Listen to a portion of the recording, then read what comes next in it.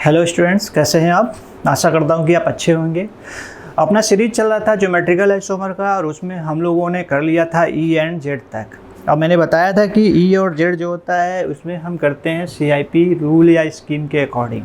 तो सीआईपी अगर स्कीम आपको अच्छे से याद है तो आप आसानी से ई एंड जेड कर सकते हैं। अगर फिर भी आपको ऐसा लग रहा है कि कहीं पर डाउट है तो कुछ मैं एग्जांपल अभी शो करता हूँ एंड देन हम स्टार्ट करेंगे यहाँ पे सिन और एंटी, क्योंकि कहीं ना कहीं हमारा जो सिन और एंटी है ए भी ई जेड या सिस और ट्रांस की तरह ही वर्क करता है। तो चलिए देखते हैं यहाँ पे कुछ एग्जांपल्स। पहले मैं आपको थोड़ा सा रिवाइज करा देता हूँ जिससे आप परफेक्ट रहो किसमें ई और जेड में। यहाँ पे आप देखो कि अगर सी डबल बॉन्ड सी है, क्योंकि बताया था कि ई और जेड हम तभी देखते हैं वहाँ पे भी रिस्ट्रिक्टेड रोटेशन होना ही चाहिए और एक्सियल डिस्टेंस भी मैटर करता है, जैसा सिस और ट्रांस में हमने देखा था। वैसे ही यहाँ पे अगर देखें तो ई और जेड की बात करते हैं तो ई और जेड में जैसे सपोज कर लो कि आपके पास ये एग्जांपल है। अब कुछ लोग तो अभी तक सीआईपी रूल भी पता नहीं याद किए होंगे कि नहीं किए होंगे। अगर नहीं किए तो आप बेटर है कि कर लीजिए, क्योंकि एक ऑर्डर है। अभी मैं आपको दे भी दूंगा नोट्स, तो कैसे होगा वो आपको पता चल जाएगा। तो देखो, अगर अपने पास इस टाइप के मॉलिक्यूल है, होप कि आपको समझ में आ रहा है। तो देखो इस टाइप के एग्जांपल्स मैंने लिया है। सबसे पहले तो बैलेंसी आपकी सही होनी चाहिए, गलत नहीं होनी चाहिए। अगर बैलेंसी गलत हुआ तो फिर तो गया। तो देखो यहाँ पे ये C H double bond C H two है, यहाँ सी एच थ्री है सी एन एच टू और A N C H three C H three. इसे हम टर्शियरी अमाइन भी कह सकते हैं, इसे हम प्राइमरी अमाइन बोलते हैं। क्योंकि सी आई पी में मैंने बहुत अच्छे तरीके से बताया था कि एटॉमिक जो नंबर होता है उसके बेस पे कभी भी आप बहुत ही अच्छे तरीके से डिफरेंशिएट नहीं कर सकते हो। कभी कभी आइसोटोप्स भी आ जाता है। यहाँ पे मान लो मैंने यहाँ पे प्रोटियम दे दिया है, ड्यूटेरियम दे दिया, तो दोनों के एटॉमिक नंबर क्या हो जाएंगे? सेम रहेगा ना, मास डिफरेंट रहेगा। तो उसके बेस पे ई जेड आप कैटेगराइज या डिफरेंशिएट नहीं कर सकते हो। तो अगर आपको ई और जेड डिफरेंशिएट करना है तो बेटर है, फिर से रिपीट कर रहा हूँ, सॉरी, एटॉमिक मास के बेस पे करिए। सॉरी बच्चों, थोड़ा सा गला फंस गया था, एक मिनट।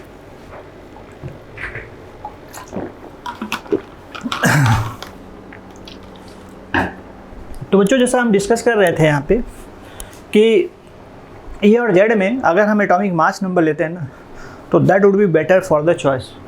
क्यों? क्योंकि यहाँ पे एटॉमिक मास के उसमें हम आसानी से इसको डिफ्रेंशिएट करते हैं सीआईपी स्कीम के तहत। तो देखते हैं यहाँ पे अगर इस कार्बन की अगर बात करें तो यहाँ पे पहले नाइट्रोजन है और इधर क्या है? नाइट्रोजन है। दोनों साइड में नाइट्रोजन है, लेकिन सबसे ज़्यादा अगर मास की बात किया तो नाइट्रोजन का तो सेम ही हो जाएगा। तो अगर फर्स्ट एटम हमें सेम मिल रहा है तो हम सेकेंड एटम को प्रायोरिटी देते हैं जो उससे कनेक्ट होगा। तो इसमें जो सेकेंड एटम है आप देख सकते हो हाइड्रोजन है, लेकिन इसमें जो सेकेंड एटम है इसमें कार्बन है। तो यहाँ पे आपको बिल्कुल क्लियर पता चल रहा है कि कार्बन के मास जो होते हैं हाइड्रोजन से ज़्यादा होते हैं। तो इसका मतलब इस पूरे ग्रुप को हम 1 देंगे। ठीक, तो आपको हाईएस्ट मास वाले को 1 देना है दोनों कार्बन पे। तो इस कार्बन पे अगर आप देखोगे तो यहाँ CH3 है, यहाँ कार्बन पे देखते हो तो यहाँ पे इस कार्बन पे यहाँ पे देखते हो तो CH है। तो चूंकि इसमें भी फर्स्ट कार्बन मतलब फर्स्ट जो एटम है कार्बन, इसमें भी फर्स्ट एटम कार्बन ही है, तो दोनों पे तो फर्स्ट एटम कार्बन है, लेकिन दोनों का मास तो सेम ही होगा।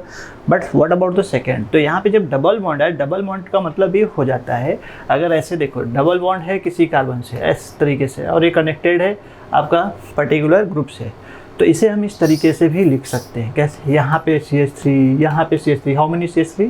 2 टाइम्स CH3। अगर ट्रिपल बॉन्ड होता तो how many CH3? 3 times CH3। तो इसकी वजह से इसकी प्रायोरिटी क्या हो रही है? बढ़ रही है कंपैरेटिवली दिस कार्बन से।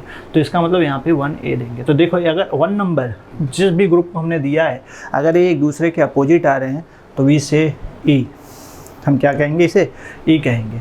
लेकिन अगर यही ग्रुप एक दूसरे के सेम प्लेन में आ जाए, यहाँ पे CH3 है और यहाँ पे क्या आ जाए? CH डबल बॉन्ड CH2 है और यहाँ पे NH2 ही रखो और यहाँ पे आपका N और क्या रख दो आप? CH3 और CH3 रख दो, तो ऑब्वियसली व्हाट यू से, इसे आप बोलोगे जेड। क्यों? क्योंकि इसमें जो हाईएस्ट ग्रुप है दोनों में देख रहे हो ना सेम प्लेन में है और यहाँ पे अपोजिट प्लेन में है, दैट्स व्हाई यू से E। ठीक, तो that is E and that is Z। Clear? तो नोट कर लो, मैं अभी इसके कुछ आपको नोट्स भी दूंगा, आप लिख लेना, पहले इसे अच्छे से देख लो। अभी देखो इसके बाद जो आता है मेन इंपॉर्टेंट टॉपिक हमारा आता है सिन और एंटी। सिन और एंटी आता है। तो सिन का मतलब बिल्कुल सिस की तरह ही होता है, एंटी का मतलब होता है बिल्कुल ट्रांस की तरह। तो इसमें क्या होता है, याद रखो बच्चों कि हम ये देखते हैं कि इसकी जो जीआई होता है इसमें एक ही चीज़ होता है, they must have difference of electron density on the centre atom. तो सेंटर एटम पे इनकी जो इलेक्ट्रॉन डेंसिटी होता है that should be different, must be different. अगर डिफरेंट नहीं है तो यहाँ पे आप सिन एंटी को कह सकते हो कि डिफ्रेंशिएट नहीं कर सकते हो। तो चलो आगे देखते हैं। यहाँ पे सिन एंटी के लिए कुछ नेसेसरी जो कंडीशन था मैंने यही बताया। पहला क्या कि यहाँ पे इलेक्ट्रॉन डेंसिटी क्या होनी चाहिए, बिल्कुल अलग होनी चाहिए, डिफरेंट होनी चाहिए दोनों की। लेकिन ये सिन और एंटी हम किस टाइप के मॉलिक्यूल में देखते हैं, अगर आपने पढ़ा होगा सिन और एंटी, नहीं पढ़ा है तो कोई बात नहीं, मैं तो बता ही रहा हूँ। तो सिन एंटी में होता क्या है, जितने भी कार्बोनिल ग्रुप के मॉलिक्यूल होते हैं, कार्बोनिल ग्रुप का मतलब क्या होता है, carbon having the double bond O. जो कार्बन है वो डबल बॉन्ड ओ के साथ कनेक्टेड होता है। अगर हम इसका रिएक्शन हाइड्रोक्सिल अमीन के साथ करा दे, हाइड्रोक्सिल अमीन के साथ करा दे और उसकी रिएक्शन या तो हाइड्रोजीन के साथ करा दे तो क्या मॉलिक्यूल बनेगा। और ऐसे मॉलिक्यूल में भी हम देख सकते हैं कि क्या सिन और एंटी होता है या नहीं। चलो देखते हैं। यहाँ पे पहले तो रिएक्शन दिखाता हूँ आपको। जैसे सपोज करो कि आपके पास सी डबल बॉन्ड ओ है, अब एल्डिहाइड भी हो सकता है, कीटोन भी हो सकता है, बट मैं यहाँ पे मेंशन कर देता हूँ कि we have taken here aldehyde. हमने क्या लिया हुआ है, एल्डिहाइड। ये देखो H है, यहाँ पे देखो CH3 है, बहुत अच्छे से देखो। और इसकी जो रिएक्शन है हमने यहाँ पे करा दी है हाइड्रोक्सिल अमीन के साथ, हाइड्रोक्सिल अमीन के साथ, ठीक है। देखो हाइड्रोक्सिल अमीन को हम ऐसे भी लिख सकते हैं, we can write like this. यहाँ हाइड्रोजन ले लो, यहाँ हाइड्रोजन ले लो। आप देखो यहाँ पे क्या फॉर्म होगा। इसको जब हम हीट करेंगे तो नाइट्रोजन से कनेक्टेड जो हाइड्रोजन है वो O के साथ क्या होगा, बाहर पानी बना के निकल जाएगा, जल जिसे हम बोलते हैं। और चूंकि आप देखोगे तो यहाँ पे भी इसके डबल बॉन्ड है और यहाँ पे नाइट्रोजन के भी डबल बॉन्ड क्या हो रहा है, ब्रेक हो रहा है। कार्बन भी डबल बॉन्ड से फ्री हो रहा है, नाइट्रोजन भी डबल बॉन्ड से फ्री हो रहा है। तो जब भी बॉन्ड बनाएंगे ना तो आपस में क्या बनाएंगे, डबल बॉन्ड ही तो बनाएंगे। क्या हो जाएगा, NH। तो दिस देख रहे हो ना, ये जो मॉलिक्यूल बन रहा है we can say here oxygen. क्या बोल सकते हैं इसको, ऑक्सीजन बोल सकते हैं, ठीक है, ऑक्सीजन, ठीक है। आप एल्डिहाइड से बना रहे हो एल्डो ऑक्सीजन बोलो, कीटोन से बना रहे हो कीटो ऑक्सीजन बोलो। तो ऐसे मॉलिक्यूल में हम यहाँ पे सिन और एंटी निकाल सकते हैं। अब वो सोचोगे कि यहाँ पे डिफरेंस ऑफ इलेक्ट्रॉन डेंसिटी कहाँ है ना, वो भी मैं आपको दिखाता हूँ। आप पहले इसको रिएक्शन को अच्छे से नोट कर लो, नोट कर लोगे फिर मैं आपको दिखाता हूँ। कर लिया, चलो देखो वो जो मॉलिक्यूल बना है हमारे पास वो क्या था, C डबल बॉन्ड। देखो यहाँ पे C डबल बॉन्ड N था, क्लियर है।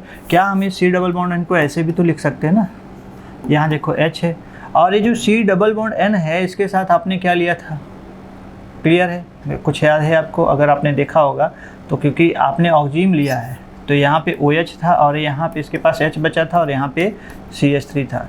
अगर देखो यहाँ पे नाइट्रोजन के पास एक लोन पेयर इलेक्ट्रॉन भी है, क्या लोन पेयर इलेक्ट्रॉन है, तो इसकी जो इलेक्ट्रॉन डेंसिटी है कार्बन की इलेक्ट्रॉन डेंसिटी है क्या सेम है, बिल्कुल, दैट्स द डिफरेंट।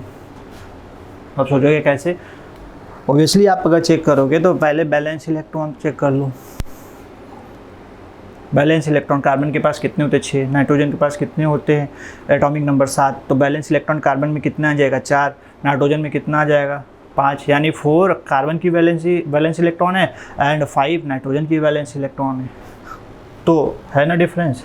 अब अगर देखा जाए तो ऐसे मॉलिक्यूल की सिन एंटी है क्या। देखो एक बात ध्यान से देखना, यहाँ पे 2 सेंटर है, एक आपका कार्बन है और एक नाइट्रोजन है। और कार्बन और नाइट्रोजन में कार्बन की जो हाइड्रोजन है H के रिस्पेक्ट में अगर हम देखें और OH के रिस्पेक्ट में देखें तो H OH एक दूसरे के कहाँ है, एक प्लेन में है। तो जब H और OH के रिस्पेक्ट में हम देखते हैं और एक ही प्लेन में है तो इसको हम बोलेंगे सिन। क्या बोलेंगे, सिन।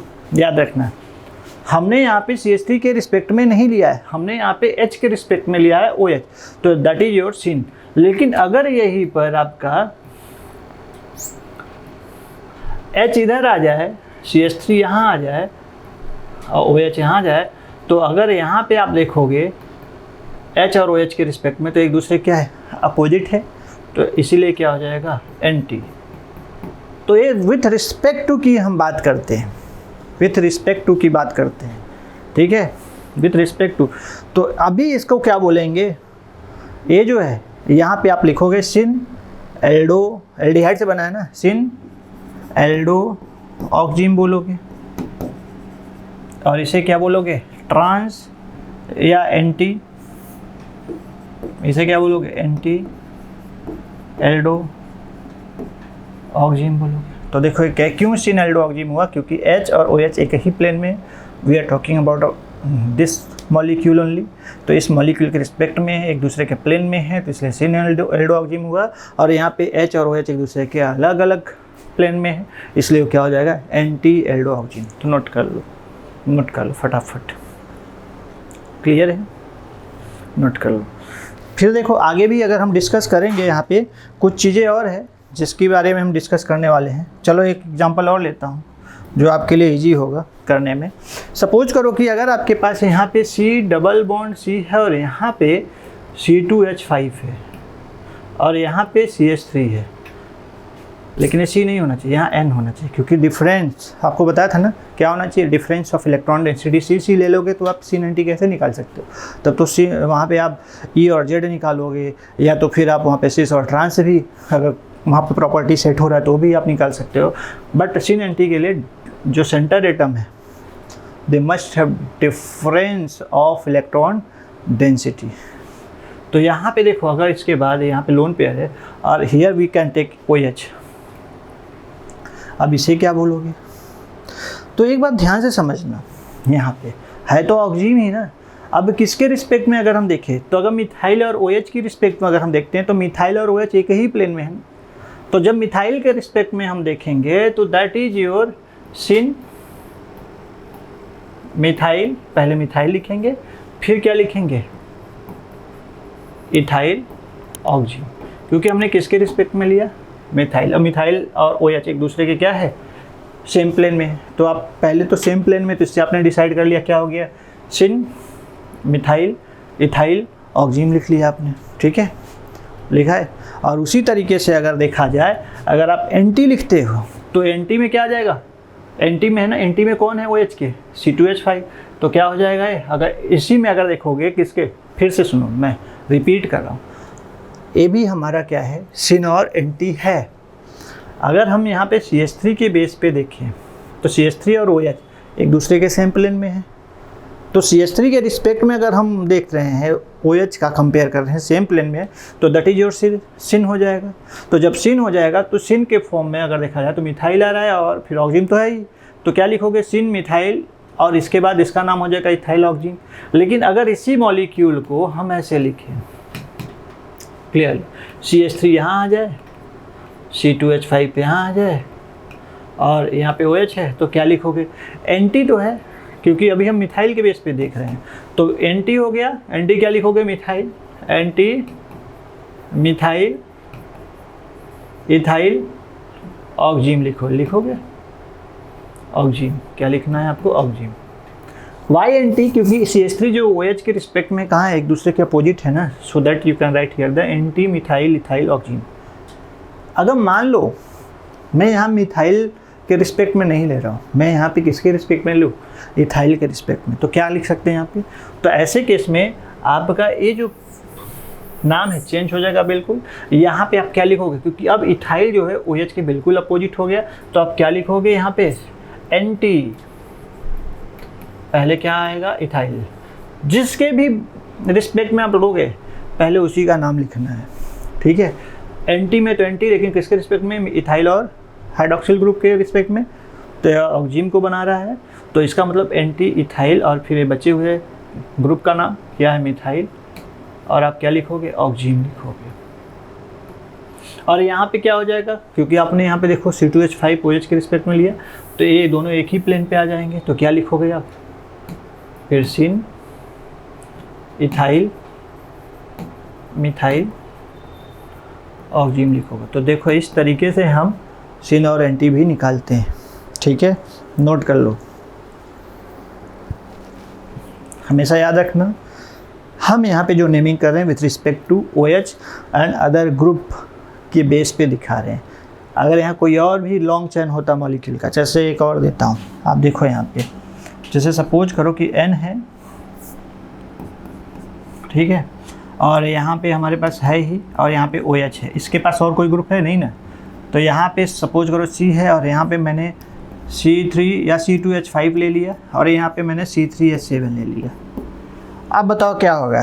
यहाँ पे भी सेम आप बता सकते हो। अगर आप OH के रिस्पेक्ट में और C3H7 के रिस्पेक्ट में देखते हो तो ये दोनों सेम प्लेन में, दिस इज योर प्रोफाइल, और ये दोनों सेम प्लेन में है, तो इसीलिए हम इसको क्या लिखेंगे, सिन।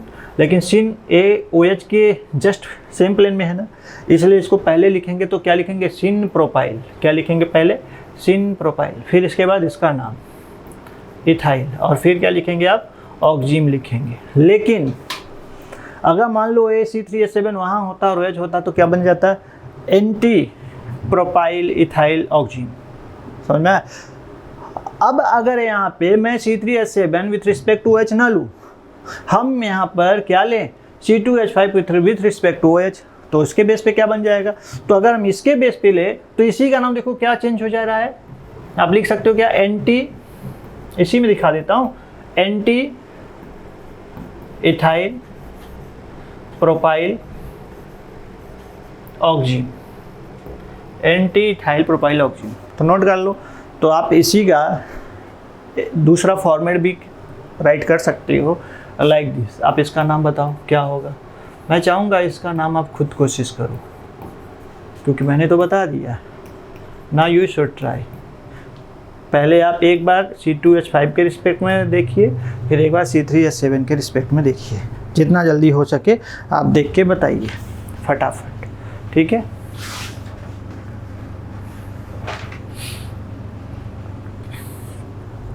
कुछ चीज़ें और हैं, मैं एग्जांपल ले सकता हूँ यहाँ पे, चलो देखते हैं। यहाँ मान लो अगर यहाँ पे N के पास, अब यहाँ पे जो सेंटर एटम है ना, इनके पास अगर देखा जाए तो क्योंकि ग्रुप के रिस्पेक्ट में पूरे की पूरी इसकी इलेक्ट्रॉन डेंसिटी क्या है, अलग अलग है, उसके बेस पे तो हमने देख ही लिया।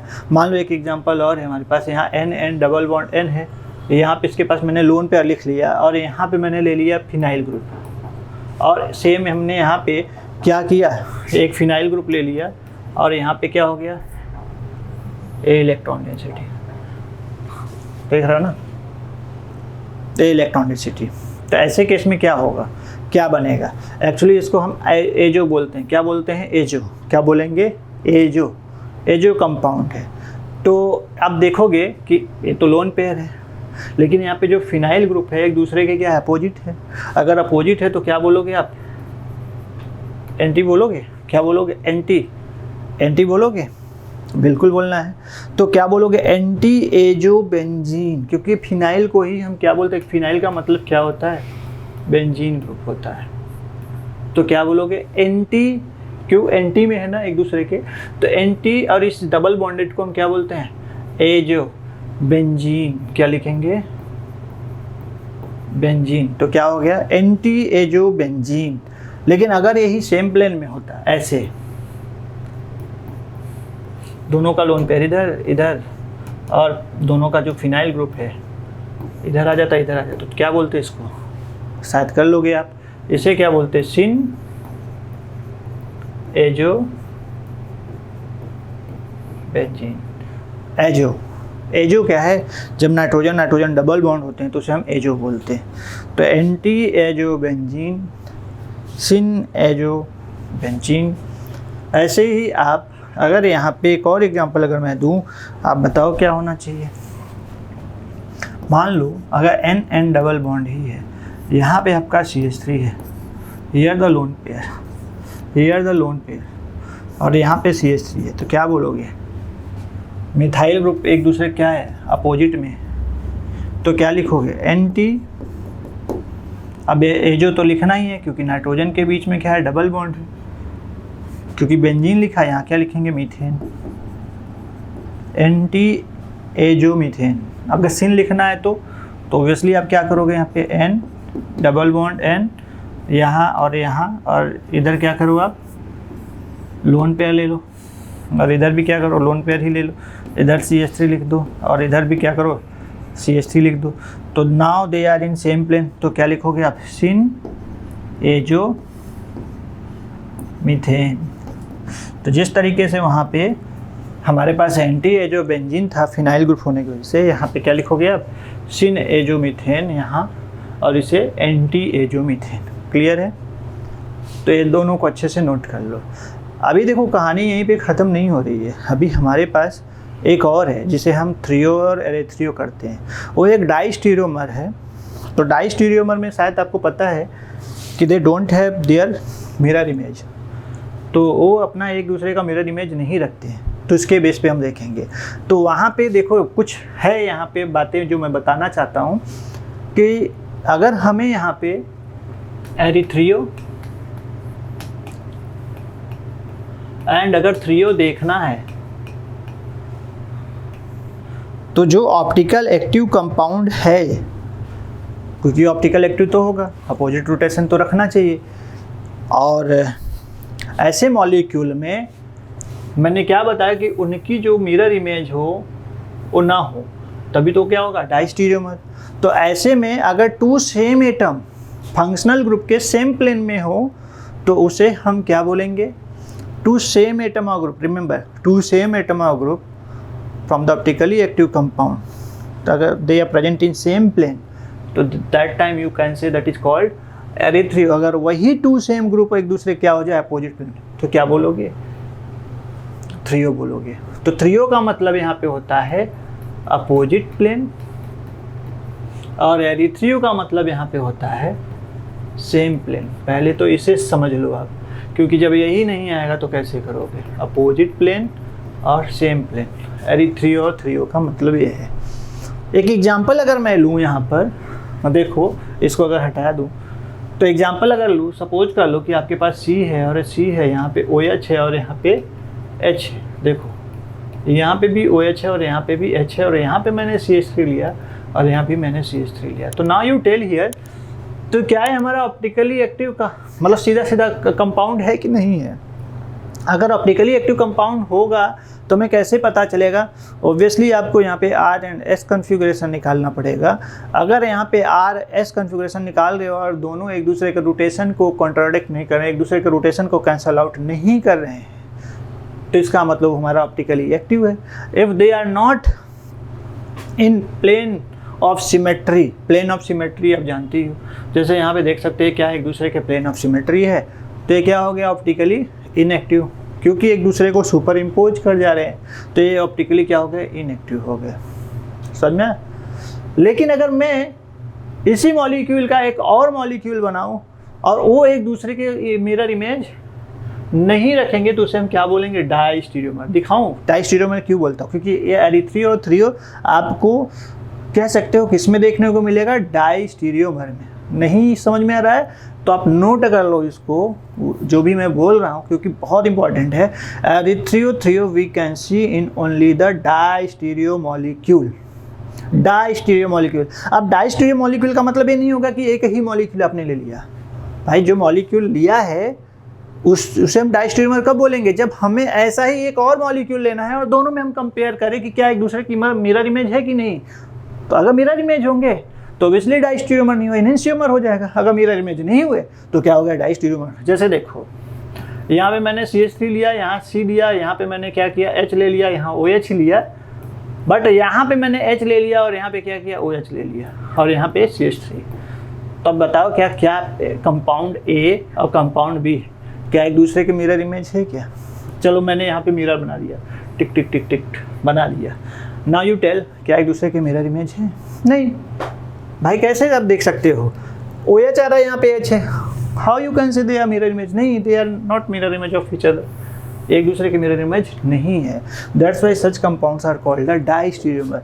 तो in only diastereomer we can see erythro and threo. अभी मैंने बताया एरिथ्रियो का मतलब क्या होता है। एरिथ्रियो का मतलब होता है कि जब two same group same plane में हो, एरिथ्रियो हो जाएगा। अब वही टू सेम ग्रुप एक दूसरे के अपोजिट प्लेन में हो तो थ्रियो हो जाएगा। तो देखो चाहे ओ एच लो, देखो ओ एच एक दूसरे के क्या है, सेम प्लेन में। एच एच एक दूसरे क्या है, सेम प्लेन में है। That's why you can say this is called erythro. क्या बोलोगे, एरिथ्रियो। इसे बोलोगे एरिथ्रियो एंड इसे क्या बोलोगे, थ्रियो। थ्रियो क्यों बोला आपने, क्योंकि यहाँ पे ओ एच यानी टू सेम ग्रुप एक दूसरे क्या है, अपोजिट है। तो नोट कर लो आप, इसे क्या बोलेंगे, क्लियर है। पहला एग्जांपल था, एक एग्जांपल और मैं दे रहा हूँ that you can decide here कि what can be. Wait, CH3 है, हियर Cl है एंड हियर H है एंड हियर Cl है एंड हियर H है। First of all you should know कि how to form the diastereomer. That molecule I have taken here, have written. लिख लिया गया आपने, वो सब नहीं लिखा है तो लिख लो, फटाक से कॉपी ले लो, कॉपी कर लो, स्क्रीनशॉट ले लो, जो भी लेना है ले लो। चलो इसको मैं इरेज कर रहा हूँ।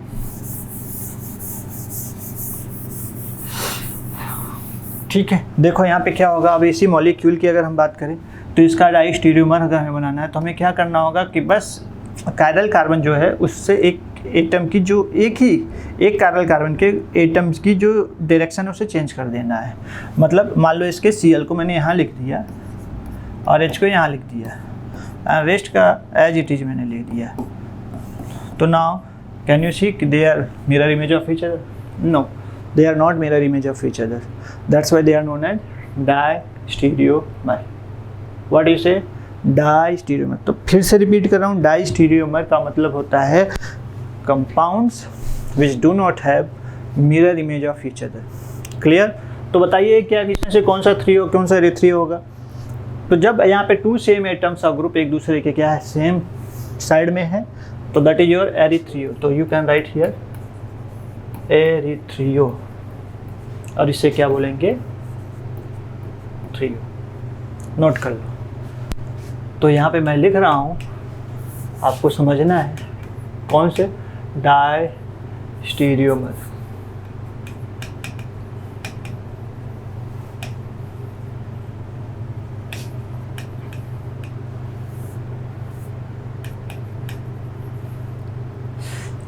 ठीक, देखो रिपीट, डायस्टीरियोमर का मतलब क्या होता है कि compounds which do not have mirror image of each other, if they are present तो they show the what kind of the isomer, erythro and threo. तो whenever the two groups or atoms are in same plane, that is called the erythrio, and that two groups or atoms are present in opposite plane, that is called the thrio. That is clear? That's it. तो इसको अच्छे से note कर लो। अब हम देखो यहाँ पे कुछ बातें और करने वाले हैं। अभी तक तो आपने देखा कि EZ क्या था, सिन एंड टी क्या था, यहाँ पर सिस और ट्रांस क्या था। तो इसके कुछ नोट्स मैं दे रहा हूँ, पहले आप लिख लो and then we will start the GI in cyclic compound. देखो जब साइक्लिक कंपाउंड की बात होगी तो दूर तक जाएगी, तो वहाँ पे हमें साइक्लोएल्केन, साइक्लोएल्कीन, इवन साइक्लोएल्काइन में भी हमें देखना पड़ेगा कैसे हो सकता है यहाँ पे। तो सबसे पहले आज मैं साइक्लोएल्केन कराऊंगा, बट उससे पहले आप क्या करो, कुछ नोट्स हैं जो आपके लिए यू कैन राइट हियर। देखो ये है आपका, तो फटाफट चाहे तो आप स्क्रीनशॉट ले लो, फ़ोटो खींच लो, जैसा भी हो, जो भी मैंने सिखाया है GI के फर्स्ट सीरीज और GI के सेकंड सीरीज में, और GI का आज थर्ड जो सीरीज होगा वो सब इसमें आपको मिलेगा। लिख लिया? ये भी आप फटाफट ले लो, आपको एवरीथिंग आपको सेम मिलेगा। थोड़ा सा एग्जांपल मैंने ज़्यादा ही दिया है। चलो दिख रहा है ना, ग्रेट। आगे देखो फटाफट, इसको भी आप देख लो, जितना जल्दी हो सके देख लो। आगे बढ़ते हैं हम लोग।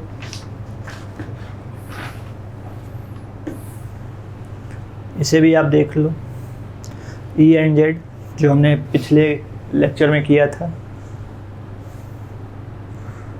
देख लिया। चलो इसको भी आप देख लो। देखो यहाँ पे क्या है, वो अपना वही कान इन गोल्ड प्रीलॉग स्कीम है, जिसे हम सीक्वेंस रूल भी कहते हैं। उसके बेस पे देखो रूल नंबर 1 है, जो भी मैंने डिस्कस किया था यहाँ पे है कि व्हेन एटम और group of atom which are directly attach to the stereogenic centre. Stereogenic centre किसको बोलते हैं? इसे बोलते हैं जो कार्बन कार्बन डबल बॉन्ड है ना, that's why stereogenic centre.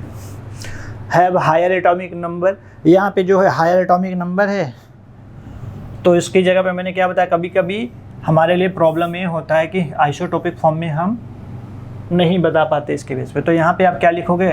Higher atomic mass number, ठीक है, इसको लिखोगे आप। तो चलो अगर नहीं लिखा है तो आप फटाफट लिख लो, फिर दिखाता हूँ दूसरा भी रूल दिखाता हूँ आपको। तो इसका भी देखो यहाँ पे व्हेन द एटॉमिक नंबर, जहाँ भी एटॉमिक नंबर है मैंने क्लियर कर दिया है, वहाँ पे आप एटॉमिक मास नंबर भी ले सकते हो। बेटर है कि एटॉमिक मास नंबर ही आप लो, उसके बेस पे आपको ज़्यादा क्लैरिटी मिलेगा, ठीक है, ये लिख लो।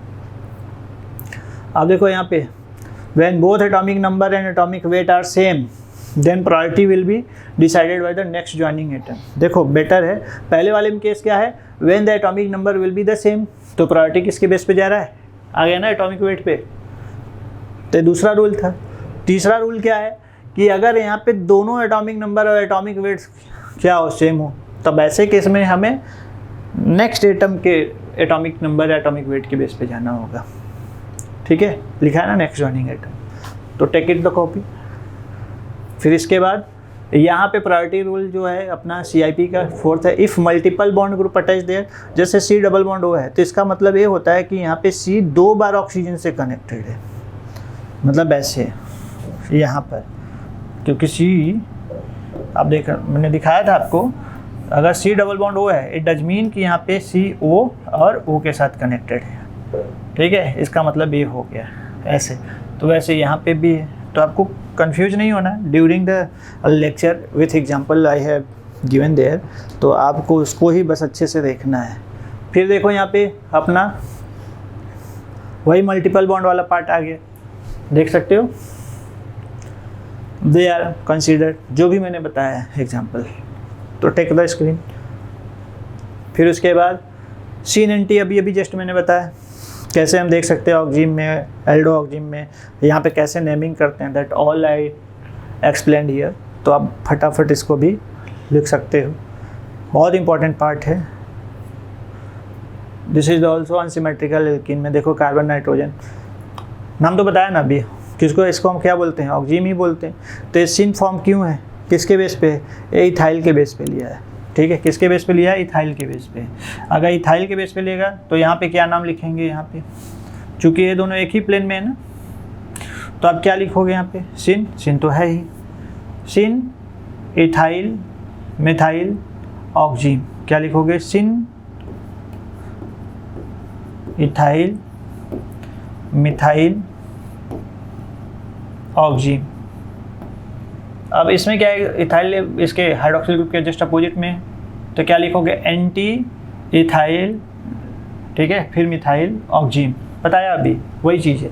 अगर आप यहाँ पे इथाइल के रिस्पेक्ट में, यानी OH के रिस्पेक्ट में इथाइल को लेते हो, या OH के रिस्पेक्ट में अगर मिथाइल को लेते हो, तो अभी हमने जो लिया है OH के रिस्पेक्ट में इथाइल को लिया है, यहाँ पे भी हमने क्या किया? OH के रिस्पेक्ट में इथाइल को लिया है, इसीलिए यहाँ पे क्या हो जाएगा, क्योंकि ए इथाइल एंटी है, अपोजिट है, तो क्या हो जाएगा? एंटी इथाइल मिथाइल ऑक्जीम हो जाएगा, ठीक है।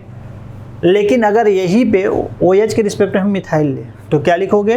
तो मिथाइल एक दूसरे का अपोजिट है ना, तो एंटी लिखेंगे हम, एंटी, पहले इसका नाम, फिर इसका नाम, फिर उसके बाद ऑक्जीम, पहले किसका नाम? मिथाइल का नाम, फिर इथाइल का नाम, फिर ऑक्जीम, जब हम यहाँ पे OH के रिस्पेक्ट में मिथाइल ले। क्लियर? तो ऐसे आपको करना है। तो आगे देखते हैं यहाँ पे नेक्स्ट वही रूल है जो भी हमने सीखा, सेम उसी का। अब ज्योमेट्रिकल आइसोमर इन साइक्लोएल्केन की बात करेंगे। देखो ज्योमेट्रिकल जो आइसोमर है, यानी GI जो है, अगर हम साइक्लोएल्केन की बात करें, तो साइक्लोएल्केन में सबसे पहले तो एक कंडीशन आपको याद रखना है कि साइक्लोएल्केन में हम GI तभी देख सकते हैं जब हर एक कार्बन वहाँ पे, मतलब कार्बन GI देखने के लिए हर एक कार्बन की अगर देखा जाए तो वहाँ पे क्या होनी चाहिए, sp3 हाइब्रिडाइज्ड होना चाहिए। GI हम तभी शो करेंगे जब मॉलिक्यूल जो साइक्लिक कंपाउंड है उसमें क्या हो, sp3 हाइब्रिडाइज्ड हो, ठीक है। लेकिन GI के लिए हर कार्बन क्या होना चाहिए, sp3 हाइब्रिडाइज्ड होना चाहिए।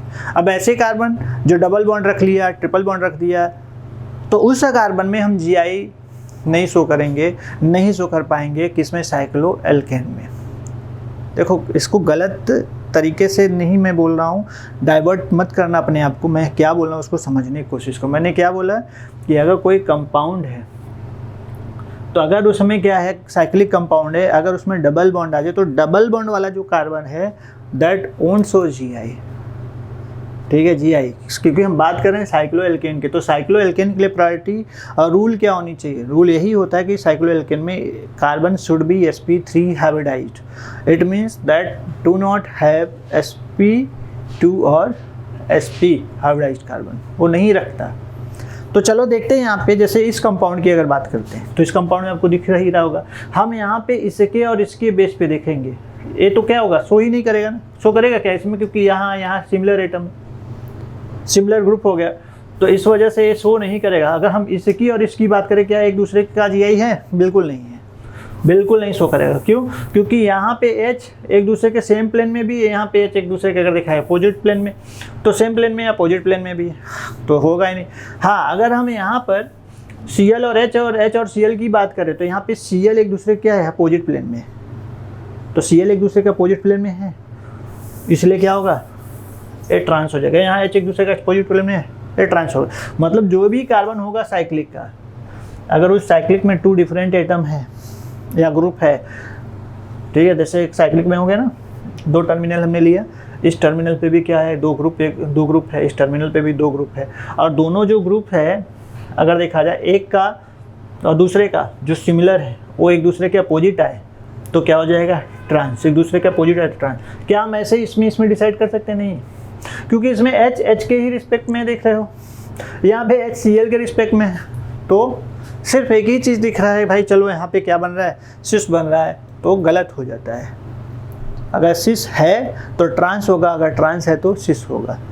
तो यहाँ पे इनके और इनके रिस्पेक्ट में हम क्या देख रहे हैं, सिस और ट्रांस। तो ये कैसे है, ये ट्रांस के फॉर्म में। यहाँ आप देख सकते हो, यहाँ पे हम इन्हीं की बेस पे देख रहे हैं, क्लोरीन एक दूसरे क्या है, अपोजिट है, एक्सियल डिस्टेंस मेंटेन कर रहा है, क्योंकि ये देख सकते हो एक्सियल डिस्टेंस ज़्यादा है, तो ये एक्सियल डिस्टेंस जब ज़्यादा होता है तो आपने देखा था उसे ट्रांस बोलते, तो यहाँ पे क्या आ जाएगा, ट्रांस है। और यहाँ पे क्या है, यहाँ एक्सियल डिस्टेंस देखो कम है और दोनों सेम एटम है, एक दूसरे के सेम प्लेन में, तो क्या हो जाएगा, सिस हो जाएगा। तो ये हमारा ट्रांस है और ये हमारा सिस है। यहाँ आ जाओ, देखते हैं, सेम ही है, तो ये भी हमारा क्या है, सिस फॉर्म में। क्लियर है। तो इस तरीके से हम साइक्लिक का भी निकालते हैं। किसका निकालते हैं, साइक्लिक का। चलो कुछ एग्जांपल और भी मैं दे रहा हूँ और मैं चाहूँगा कि उस एग्जांपल को आप करने की कोशिश करो। फिर उसके बाद साइक्लो एक बार अगर हो गया तो देन हम बात करेंगे साइक्लिक की। तो मैंने क्या बताया, साइक्लो कैसा भी हो that must contain the sp3 hybridised carbon. मान लो अगर आपके पास यहाँ पर ये साइक्लिक कंपाउंड है और यहाँ पे मैंने डबल बॉन्ड रखा दिया, ठीक है, तो क्या नहीं शो करेगा, जो मैं स्टार्टिंग में बताया कि अब गलत वे में मत लेना, ये नहीं शो करेगा क्योंकि वो sp3 नहीं है। लेकिन यहाँ पे अगर Cl है, यहाँ Cl है और यहाँ H है और यहाँ H है, ठीक है, तो what is happening, they are in same plane. तो देख सकते हो क्या है, सेम प्लेन में। तो अगर ये सेम प्लेन में तो क्या हो जाएगा, बताओ, सिस हो जाएगा। लेकिन अगर यहाँ पे सिस है ना, और यही मॉलिक्यूल को अगर मैं ऐसे लिखूं, देखो बस आप यहाँ पे डबल बॉन्ड लगा दो और यहाँ पे ऐसे दिखाऊं, क्या हो जाए, यहाँ पे Cl आ जाए, Cl यहाँ आ जाए और H यहाँ H है, तो क्या बोलोगे, Cl एक दूसरे के अपोजिट हैं, लॉन्ग डिस्टेंस मिल रहा है, एक्सियल डिस्टेंस मिल रहा है, सो व्हाट यू से, इसे हम बोलेंगे क्या, ट्रांस, इसे बोलेंगे हम ट्रांस। कैसा भी मॉलिक्यूल हो, sp3 हाइब्रिडाइज्ड कार्बन पे ही आपको देखना है। 2 सिमिलर ग्रुप अगर आपके सेम प्लेन में आ रहे हैं तो सिस हो जाएगा और अपोजिट में आ रहे हैं तो ट्रांस हो जाएगा, इसका ख्याल रखना है आपको। कोई भी साइक्लोएल्केन हो। चलो एक दो एग्जांपल और दिखाता हूँ आपको। मान लो हमारे पास यहाँ पे साइक्लोब्यूटेन है, ऐसे लेते हैं ना, थोड़ा सा बर्फी तो खाए ही हो आप सब, कैसे बनता है? अरे यार वही तो सोच रहा हूँ कि आपको भी बताऊँ। चलो यहाँ पे अभी तो बनाया था, कोई और ग्रुप ले लेते हैं ना, ज़रूरी थोड़ी है कि यही रहेगा। Any other group also you can take here. तो now you decide here what can be. आप देखो इसमें, चाहे आप CH3 को लो, चाहे आप C2H5 को लो, तो यहाँ पे जो CH3 है they are in same plane, they are in same plane. अगर मान लो अगर मैंने यहाँ पे भी एक CH3 ऐसे ले लिया और यहाँ पे H ले लिया, तो शो करेगा? नहीं, बिल्कुल नहीं, क्योंकि यहाँ पे जो सेम ग्रुप है आप देख सकते हो। अगर सिर्फ CH3 के बेस पे अगर देखा जाए तो ये है CH3 क्या है। अगर इसकी कार्बन की अगर बात किया जाए, इस कार्बन की बात किया जाए, तो चलो ठीक है, इन दोनों में क्या है, CH3 सेम प्लेन में, तो सिस हो जाएगा। तो यहाँ पे शो करने का चांस बढ़ रहा है, हाँ करने वाला है, क्योंकि H ऊपर चला जाएगा और CH3 नीचे आ जाएगा, तो एक दूसरे के क्या होंगे, CH3 अपोजिट हो जाएंगे। दिखा देता हूँ यहाँ पे, यहाँ देखो, अगर यहाँ CH3 है और यहाँ पे CH3 आ जाए और यहाँ पे H आ जाए, तो क्या हुआ, CH3 एक दूसरे के अपोजिट में आ गए ना, तो that's why you can say this is the trans. तो CH3 तो मिल रहा है ना, टू सिमिलर जो ग्रुप है, जो एटम है, they are in opposite, that's why they are known as trans. अगर they are in same plane, that's why they are known as cis. तो इसे हम सिस बोलेंगे। इसके रिस्पेक्ट में, फिर से रिपीट कर रहा हूँ, इसके रिस्पेक्ट में हम इसको सिस बोलेंगे, ठीक है। अब हम कंपेयर करेंगे इस कार्बन और इस कार्बन के रिस्पेक्ट में, ठीक है। थोड़ा सा कलर चेंज कर लेता हूँ जैसे आपको पता चले। किसकी अगर हम बात करेंगे यहाँ पे, इस कार्बन और इस कार्बन की, तो इस कार्बन में भी देखो CH3 कहाँ है, सेम प्लेन में, तो क्या हो जाएगा, सिस। और C2H5 भी देखो, अगर इसके बेस पे देखते हैं तो भी क्या है, सेम प्लेन में, तो भी सिस। मतलब कोई टू ग्रुप ही हमें लेना है, but that should be same. चाहे आप मिथाइल को कैच करो, चाहे इथाइल को कैच करो, लेकिन अगर यहीं पे एक का ग्रुप ऊपर हो जाए, एक का ग्रुप नीचे आ जाए, मान लो यहाँ पे मैंने C2H5 लिख दिया और यहाँ पे मैंने CH3 लिख दिया, तो फिर से मैं बताऊँ, एनी टू ग्रुप ही लेना है, but that two group should be same. जैसे CH3 और CH3 को हमने लिया, तो यहाँ CH3 एक दूसरे क्या है, अपोजिट है ना, तो क्या हो जाएगा, ट्रांस है ना। यहाँ पे इसके रिस्पेक्ट में क्या है, अपोजिट में। तो मैं इस और इस कार्बन की बात कर रहा हूँ, क्लियर है। ऐसा नहीं, बहुत सारे लॉट ऑफ एग्जाम्पल है आप ले सकते हो, जिसमें आप साइक्लोएल्केन के बारे में बता सकते हो। तो कुछ और भी हम करेंगे साइक्लोएल्कीन में, इसके बाद स्पाइरो में भी हमें करने वाले हैं, बाईसाइक्लो में करने वाले हैं, बट ये हमारा होगा नेक्स्ट सीरीज, ठीक है। तब तक आप अपना ख्याल रखिए, टेक केयर एंड बाय।